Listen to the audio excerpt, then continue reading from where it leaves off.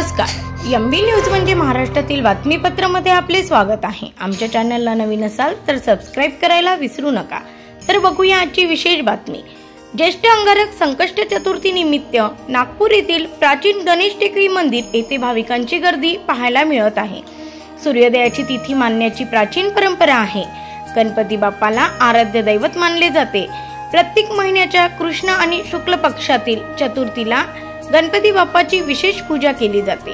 यावेळी सर्व समस्यांपासून मुक्ती मिळावी यासाठी उपवास करून गणेशाची विधिवत पूजा केली जाते। त्यात कृष्ण पक्षातील चतुर्थी तिथीला कृष्ण पिंगल संकष्टी चतुर्थी साजरी केली जाते। विशेष म्हणजे जून महिन्यात संकष्टी चतुर्थी मंगळवारी आल्याने ही संकष्टी चतुर्थी अंगारकी संकष्टी चतुर्थी म्हणूनही साजरी होणार आहे। अंगारकी संकष्टी चतुर्थी ही विशेष पुण्यप्रद मानली जाते।